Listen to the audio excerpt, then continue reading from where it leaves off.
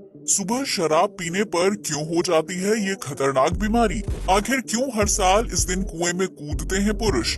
और आज आप एक ऐसे राजा के बारे में जानेंगे जो शराब पीकर बन जाता था भिखारी और आम जनता से मांगता था भीख। इस देश में सिर्फ 24 घंटे के लिए शादी करते हैं लड़के, 40,000 रुपए में मिल जाती है दुल्हन।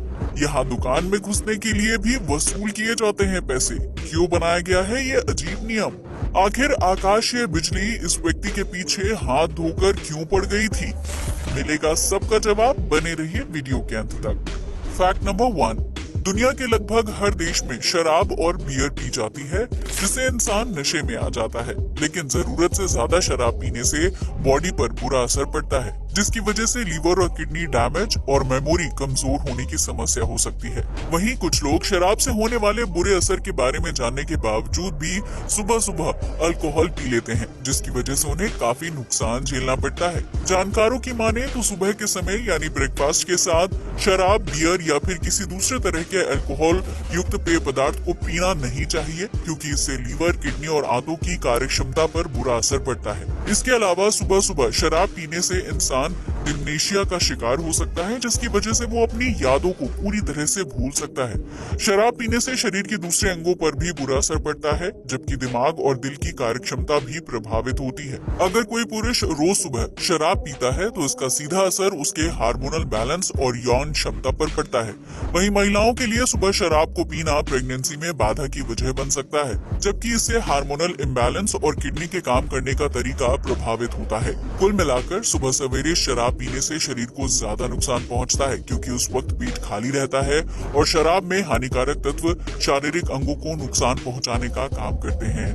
फैक्ट नंबर 2, किसी स्टोर या दुकान पर काम करना बिल्कुल भी आसान नहीं होता है, क्योंकि यहाँ दिन भर में सैकड़ों कस्टमर्स आते हैं, जिनमें से कुछ ग्राहक सामान खरीदते हैं जबकि कुछ टाइम पास करके वापस घर लौट जाते हैं। स्पेन के बार्सिलोना शहर में एक ग्रोसरी स्टोर के मालिक ने दुकान में घुसने वाले ग्राहकों से फीस वसूल करना शुरू कर दिया है ताकि उसका समय बर्बाद ना हो।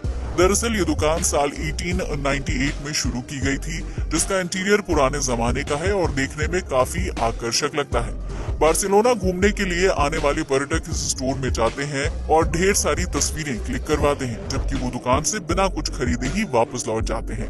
इससे दुकानदार का वक्त बर्बाद होता है, जबकि दुकान के अंदर पर्यटकों की बेवजह भीड़ से वो परेशान भी हो जाता है। दुकानदार ने तस्वीरें क्लिक करने वाले पर्यटकों से फीस वसूलना शुरू कर दिया है, जिसके तहत स्टोर के बाहर एक बोर्ड लगाया गया है। इस बोर्ड में लिखा है कि सिर्फ देखने के लिए अंदर आने वाले को 5 यूरो यानी 461 रुपए फीस का भुगतान करना होगा। हालांकि स्टोर से सामान की खरीदारी करने वाले ग्राहकों पर ये नियम लागू नहीं होता है। सोशल मीडिया पर इस दुकान का बोर्ड खूब सुर्खियां बटोर रहा है, जबकि इसकी वजह से दुकान में आने वाले फालतू ग्राहकों की भीड़ भी कम हो गई है। फैक्ट नंबर 3, भारत में विभिन्न धर्म और संस्कृति के लोग रहते हैं, जहां अलग अलग तरह के त्योहार मनाए जाते हैं। क्या आपने कभी साओ जोआओ नाम के त्योहार के बारे में सुना है, जो गोवा में मनाया जाने वाला बहुत ही प्रसिद्ध कैथोलिक पर्व है? इस त्योहार के दौरान स्थानीय लोग कुएं, तालाब और नदियों में डुबकी लगाते हैं, जबकि पर्यटकों के लिए गोवा पर्यटन विकास निगम द्वारा पूल पार्टी के तहत निजी तौर पर साओ जोआओ मनाने की व्यवस्था की जाती है। दरअसल हर साल 24 जून को सेंट जॉन द बैप्टिस्ट को श्रद्धांजलि देने के लिए साओ जोआओ त्योहार मनाया जाता है, जिसमें स्थानीय लोग फूल और पत्तों से बना ताज सिर पर पहनते हैं और कुएं या तालाब में डुबकी लगाते हैं। ये त्योहार नए शादीशुदा पुरुषों के लिए बहुत ही अहम होता है, जो अपने पारिवारिक जीवन में खुशी की कामना करते हुए कुएं या तालाब में डुबकी लगाते हैं। ये फेस्टिवल मॉनसून के आगमन की खुशी में भी सेलिब्रेट किया जाता है, जिसमें खास तौर से पुरुष और लड़के हिस्सा लेते हैं और जमकर मौज मस्ती करते हैं। फैक्ट नंबर 4, किसी भी इंसान के लिए शादी एक बहुत बड़ा फैसला होता है, जिसका सीधा असर उसके पूरे जीवन पर पड़ता है।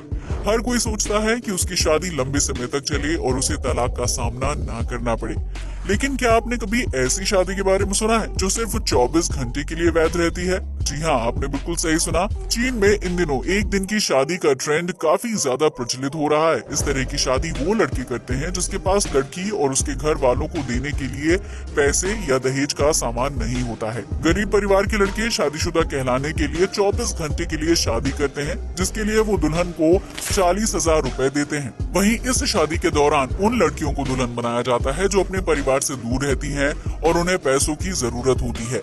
हुबेई प्रांत के लड़के 40,000 रुपए देकर 24 घंटे की शादी करते हैं, जिसके बाद वो अपनी दुल्हन को लेकर पुश्तैनी कब्रगाह में जाते हैं और अपने मृत परिजनों और पूर्वजों का आशीर्वाद लेते हैं। इस तरह वो पुरुष अपनी पुश्तैनी कब्रगाह में अपनी जगह बना लेते हैं, जहाँ उन्हें मौत के बाद दफनाया जाता है। वहीं शादी को 24 घंटे पूरे होने के बाद लड़का लड़की के बीच तलाक हो जाता है और वो अपनी नॉर्मल लाइफ में वापस लौट जाते हैं। आपको बता दें कि चीन में शादी को लेकर एक अजीबोगरीब नियम का पालन किया जाता है, जिसके तहत दूल्हा शादी से पहले दुल्हन और उसके परिवार को पैसे और दहेज का सामान देता है। अगर कोई लड़का पैसे देने में असमर्थ होता है तो लड़कियां उससे शादी नहीं करती हैं। यही वजह है कि चीन में कुंवारे लड़कों की संख्या बढ़ती जा रही है, जिससे छुटकारा पाने के लिए गरीब युवाओं ने 24 घंटे की शादी का नया ट्रेंड शुरू किया है, ताकि उनका नाम परिवार के कुंवारे पुरुषों की लिस्ट में शामिल ना हो। फैक्ट नंबर 5, अक्सर बारिश के दौरान आसमान में बिजली कड़कती है, जिसे देखकर कई लोग डर जाते हैं, तो किसी के लिए ये बिजली रोमांचक होती है। दुनिया भर में आकाशीय बिजली गिरने के कई मामले सामने आते रहते हैं, लेकिन आज हम आपको एक ऐसे शख्स के बारे में बताने जा रहे हैं जो बिजली को अपनी तरफ आकर्षित कर सकता था। उस व्यक्ति का नाम वॉल्टर समरफोर्ड था, जो ब्रिटेन के रहने वाले थे और सेना में अफसर थे।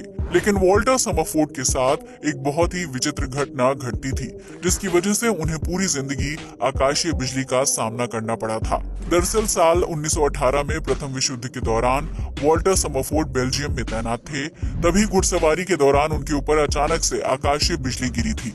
इस हादसे में उनके कमर के नीचे का हिस्सा पैरालाइज्ड हो गया था, जिसकी वजह से उन्हें कुछ महीनों तक बेड पर रहना पड़ा था और बाद में उन्हें सेना से रिटायर कर दिया गया था। इसके बाद वॉल्टर कनाडा शिफ्ट हो गए थे, जहां साल 1924 में नदी किनारे मछली पकड़ने के दौरान उनके ऊपर एक बार फिर आसमान से बिजली गिरी थी और इसके बाद उनके शरीर का दाहिना हिस्सा पैरालाइज्ड हो गया था, जिसे ठीक होने में कुछ महीनों का वक्त लगा था। लेकिन वॉल्टर की मुश्किलें अभी भी खत्म नहीं हुई थी, क्योंकि साल 1930 में एक बार फिर उनके ऊपर आकाशीय बिजली गिरी थी और इसकी वजह से उन्हें काफी नुकसान पहुंचा था। वहीं साल 1932 में वॉल्टर की मौत हो गई थी, लेकिन आकाशीय बिजली ने कब्र में भी उनका पीछा नहीं छोड़ा।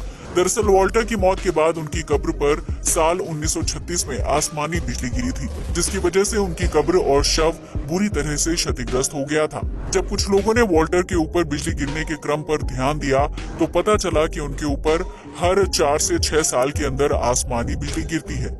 यहाँ तक कि मौत के बाद भी वॉल्टर की कब्र पर हर 6 साल में एक बार आकाशीय बिजली गिरती है।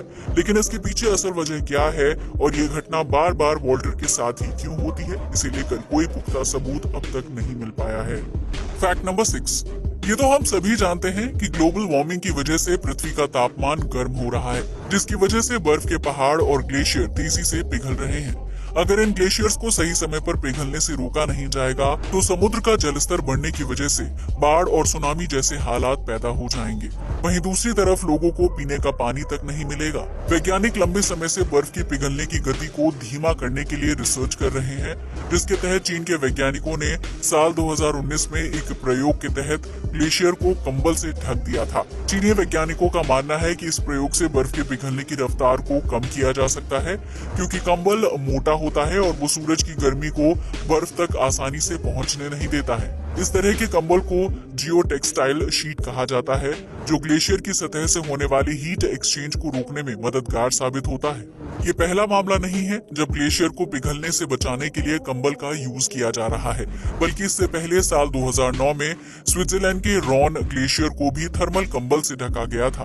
वैज्ञानिकों का मानना है कि ग्लेशियर और बर्फ के पहाड़ों को कंबल की मदद से पिघलने से रोका जा सकता है, जिससे धरती पर रहने वाले इंसानों और जीव जंतुओं को परेशानी नहीं होगी। हालांकि ये कोशिश सही मायनों में सफल हो पाती है या नहीं, इसे लेकर अभी भी शोध कार्य किया जाना बाकी है। फैक्ट नंबर 7, भारत में ब्रिटिश राज से पहले और बाद में कई राजा महाराजाओं का शासन हुआ करता था, जिनकी अपनी छोटी बड़ी रियासतें हुआ करती थी। आज हम आपको गुजरात की ईडर रियासत के महाराजा श्री हिम्मत सिंह जी दौलत सिंह जी राठौर के बारे में एक दिलचस्प फैक्ट बताने जा रहे हैं, जिसे जानने के बाद आप दांतों तले उंगली दबा लेंगे। दरअसल हिम्मत सिंह जी जब भी शराब पीते थे तो नशा चढ़ने के बाद वो भिखारियों के कपड़े पहन लेते थे और अपनी रियासत में घूम घूम कर आम लोगों से भीख मांगते थे। इतना ही नहीं, महल में तैनात नौकरों से लेकर घुड़सवार और दूसरे मंत्री सभी राजा को भीख भी देते थे, जिसके बाद राजा झुककर उन सभी लोगों को धन्यवाद करते थे। राजा के साथ पहली बार शराब पीने वाले व्यक्ति के लिए ये बात विचित्र होती थी, जबकि महल में रहने वाले लोग और कर्मचारी राजा की इस आदत से अच्छी तरह से वाकिफ थे। हालांकि नशे में ना होने की स्थिति में राजा बहुत ही सभ्य व्यवहार करते थे और वो अक्सर इंग्लैंड की यात्रा पर रहते थे, जहां वो अक्सर पार्टी किया करते थे और पार्टी में जमकर शराब की बोतलें खोली जाती थी। आज के लिए बस इतना ही। जय हिंद दोस्तों।